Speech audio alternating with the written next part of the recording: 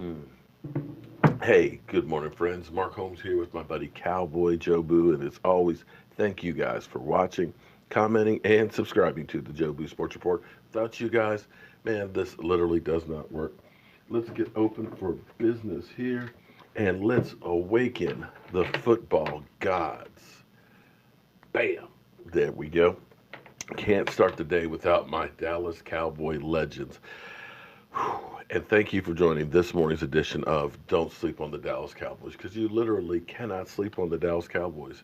Things happen late in the evening, late at night, first thing in the morning, so you want to be up to speed with all that is America's team. But I got to tell you, for the most part, with the exception of David Irving, it's been a very quiet offseason, and I got to tell you, I love it. I love the fact that we're not looking at the headlines of Terrence Williams having a car crash, or excuse me, his car having a crash and him falling off a bicycle. I'm glad we're not hearing about our quarterback who's recovering from, shoulder surgery or back surgery and things like that. That we've had, the should I stay or should I go of a Des Bryant type of a deal, where we've just got so much negativity. Right now, we've got a lot of positive things that are going. We have a young squad. They're working out deals to try and keep the team intact. And they're bringing in other guys that may finally help us get over the hump. We haven't won in a long time. I know it's been 95 since we've had the Super Bowl. But you can look at about the last 4 years and you can see how the team has been building. And the problem right now for the Dallas Cowboys is a problem that most teams wish that they had. And that problem is they've drafted so well that now all of a sudden, over the course of the last 3, 4 years, you've got all these guys that are cornerstone pieces that you have to pay. That's our biggest problem right now. Let me say it again. Our biggest problem is we've been too successful at finding players, and they all deserve to get paid. I mean, Demarcus Lawrence. You're talking about Zeke. Demarcus Lawrence, one of the top edge rushers in the NFL. You're talking about Zeke Elliott, who is even after being suspended for 6 games, is still 600 yards ahead of the next running back over the last 3 years. Dak Prescott, two-time Pro Bowler, Rookie of the Year quarterback. Yeah, he had a slump in the middle, but you look at the body of work and it's not too shabby. And you go on and on and on, and you got an Amari Cooper who literally changed the season. Then you got a Jalen Smith, and you got a Van Der Esch that's coming through. So you have all these guys, and a Byron Jones who they kind of screwed up when they brought him in and tried to make him a safety when the guy truly is a cornerback and they got the right coach for him. So you look at all these players that are homegrown players. On the flip side, New York doesn't have that problem because from 2010 till now, the players that they've drafted in the first 3 rounds, they only have one of them still on the roster, Sterling Shepard. That's it. But with this problem, we've got to sign people. And as we sit 149 days, 11 hours, 21 minutes, and 30 seconds away from kickoff of the 2019 season, they hope to have a deal done for Dak Prescott. And you're beginning to hear a little bit of the talk about that. Stephen Jones is already saying that, listen, we need a team friendly deal. We don't need you to bust the bank because we want to surround you with talent to be able to win. And you can look at some of the teams that have spent a boatload on the quarterback and haven't had money to keep the whole team around him. And the Cowboys are trying to figure this out so we can keep great players, that we can compete and still do the right thing as players go. Now, there's a couple of ways that you could go about this. I mean, the Cowboys could be SOBs and basically say, Dak, you're going to play on this year's contract, which is paying him $2 million. Make no mistake about it. Dak Prescott has been the biggest bargain maybe in ever in the NFL. Russell Wilson used to be the best bargain, and he got paid. Because he was drafted later and ended up starting right away, the team basically had money to burn to build a team. In our situation, we had money to burn on bad contracts that we had to get rid of. And Dak Prescott enabled us to be able to do that because he was only making less than $1 million last year. Let me say that again.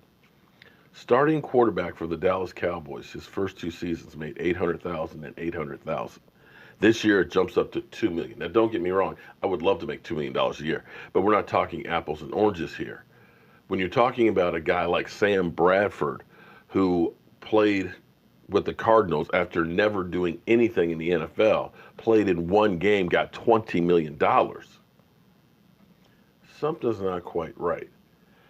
Now, the big question is what is Dak Prescott worth? What are we going to have to pay him?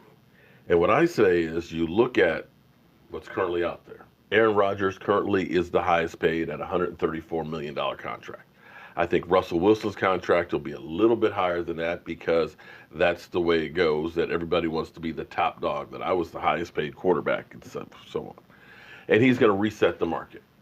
They're working on that deal, hopefully right now, because this is the last year of his contract.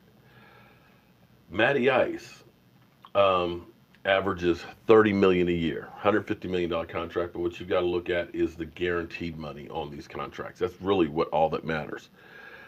He's at $30 million. And then you look at Kirk Cousins, okay? Now Matty Ice, I'm a critic of Matty Ice, as the Falcon fan will tell you.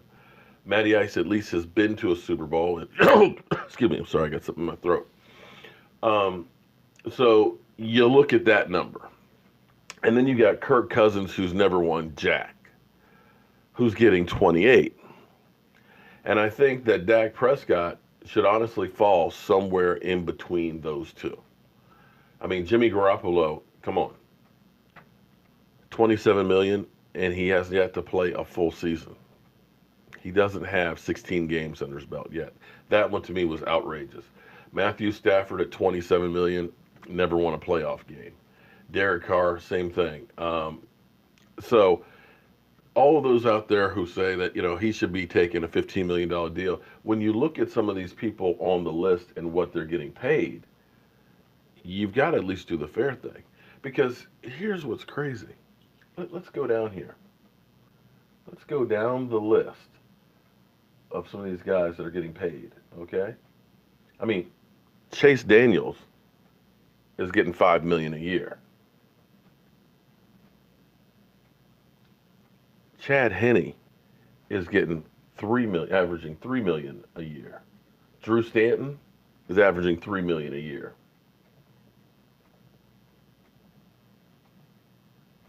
Matt Barkley's getting $2 million a year.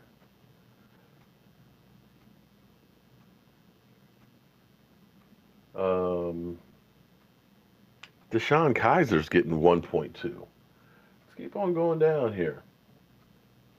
Keep on going down. There we go.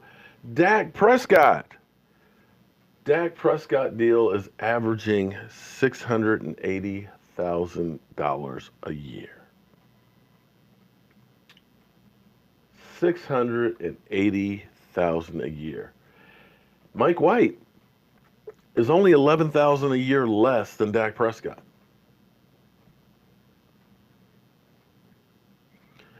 So when you read people or hear people say, well, the Dallas Cowboys should just keep him at his rookie contract, make him work for that $2 million, because he does get a bonus because of the time he's already played. So he's getting $2 million this year. Keep him at his rookie deal and then franchise tag him next year. So we look at other players that are literally bench warmers that will make more money. Let's say Nate Sudfeld hasn't touched the field. Will make more money sitting on the bench for the Eagles than than Dak Prescott will have made for his whole career. And I know a lot of you will say, well, he's got endorsement money and this, that. I get that, okay? He's not starving. But it's what's fair. And for him to do and take all the crap that he's taken for all these years, the Cowboys should at least do the olive branch. Because, they could go ahead and say, we don't have to renegotiate on you right now. And we could franchise tag you the next 2 years after that and be okay with it and save some money. Yes, they could. But do you really want to have that kind of bad blood? Because some people say, well, Kirk Cousins, well, he showed everybody how to do it, because then you can go ahead and take the liability and the risk and everything else and get paid in the end. Yeah, that's possible. But that may be the exception and not the norm. Because as we've seen, you're one play away from losing it all. One play. I saw the most horrific accident video. It was a gymnast, a college gymnast, and she was doing floor exercises, okay? Bouncing around all over the place, looking fantastic. She did this like triple somersault in the air, and she over-rotated or under-rotated, and her body kind of landed like this. And she broke both legs and dislocated both knees. I saw it one time, and it was just like, whoa. And that's football. We saw Alan Hearns catch the ball, and all of a sudden, his leg's gone. There are no guarantees in football. This play might be your last play ever. So for the good of Dak Prescott, the good of the team, the good of keeping goodwill and keeping your players happy and understanding that franchise quarterbacks don't grow on trees, it behooves the Cowboys to get a deal done. Now the question is how do they get it done with, right now we have $10 million until after DeMarcus Lawrence has his press conference, does his signing and stuff today, which gets us to about $19 million. Well, ultimately, they can do something. I think there's a couple things they can do. One, get Amari Cooper's deal done. Get Amari Cooper's deal done, which is $13.9 million. You can actually save some cap room. You can do basically like you did with DeMarcus Lawrence, where it went from $20 million to $11.5 million hit. You can make his where it's basically, $7-8 million hit, save about $5 or $6 million, and put some of that money off until next year, where you have that $103 million. And the same thing with Dak Prescott. So they can work these contracts and get these numbers without having to restructure contracts. They just have to get creative and eventually come down with the bottom line number. Now, it got ugly for a while there with DeMarcus Lawrence, where neither side was talking. You heard $22.5 million is what they wanted. They thought it was going to be $20 million at the combine and things. But it wasn't until they basically had a phone call between each other and said, let's get this thing done, that they actually got the thing done. And I believe that's what's going to happen with Dak and Stephen Jones. They're going to get in a room, they're going to talk about this thing and just get this thing worked out. Because I think ultimately Dak understands that he's a team guy. He wants a good offensive line in front of him. He wants good wide receivers to throw to. He wants to win Super Bowls. And if you are sucking up all of the cash, that kind of makes it hard to do all of those things. So we'll see how that goes, and we'll see what news breaks today with the Dallas Cowboys. But as always, I want to thank you guys for watching, commenting, and subscribing to the Joe Boo Sports Report. I'll see you soon.